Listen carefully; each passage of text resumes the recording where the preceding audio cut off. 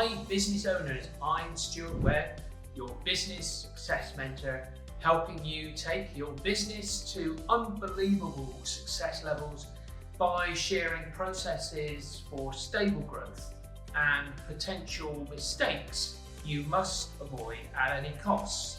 This is another one of my one-take video blogs where all the mistakes stay in.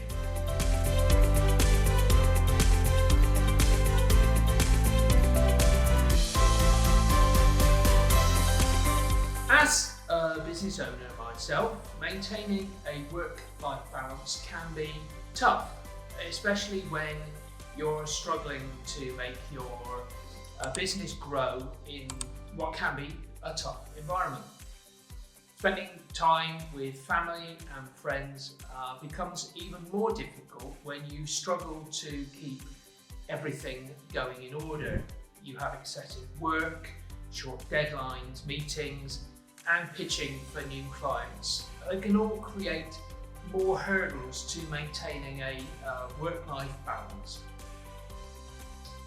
As a founder, podcaster, CEO, author, and host speaker, I've been through this phase, particularly in the early days of growing my business. But I overcame it by following some tips that I'm going to share with you today. First of all, let's dive in to help you to manage your work and personal life. First of all then, let's leave work at work by setting clear work hours. Being in charge of your own business can be often very tough because you'll be very busy, especially when you're handling work responsibilities and managing your team. This can consume a lot of your energy and time, and it leads to a very poor work-life balance if you're not careful. So, a great way to manage that and maintain the balance without compromising your personal life is to establish set working hours and adhere to them. It means leaving work at the workplace, even if you work from home. While the idea of taking breaks or leaving tasks pending might be daunting, it's equally important to save time for yourself at the end of each workday, allowing you to unwind and plan for the next day. The best time to plan is at the end of the day before you get to the office.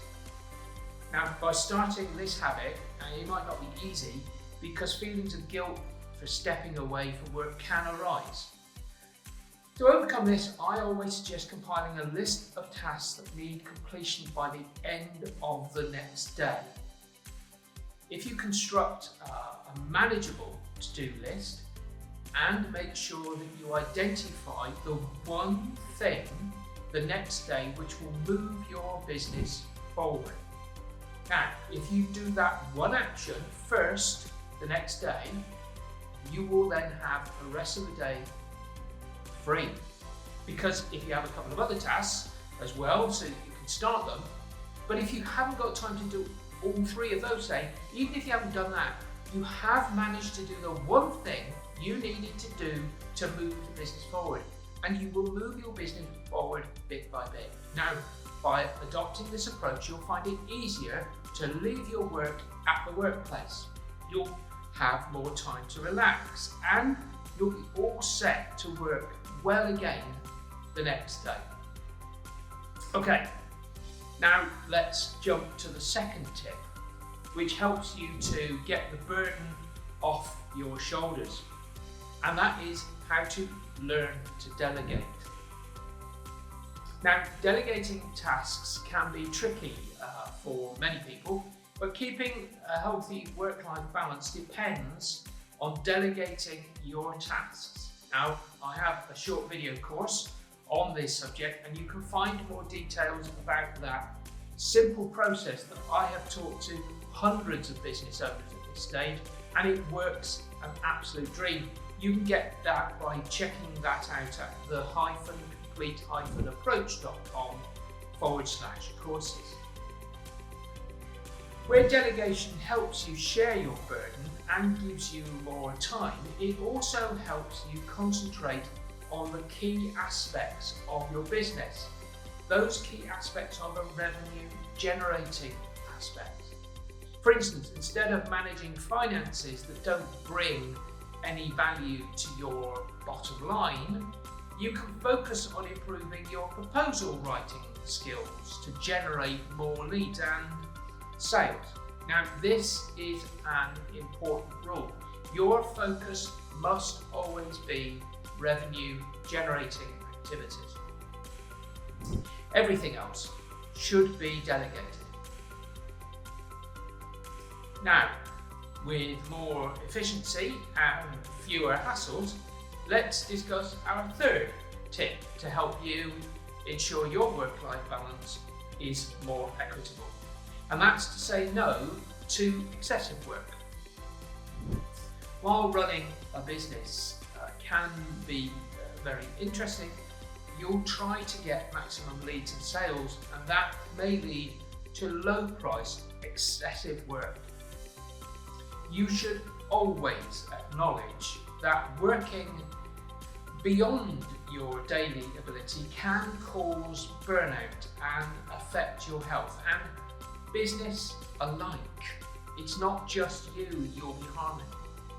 Where a full work pipeline seems profitable at any stage in your journey, it can lead you to take on work where you should have said no. So learn to say no to the opportunities that offer excessive tasks with lower profitable rates. Another thing that you need to consider is setting clear boundaries between your professional and personal lives.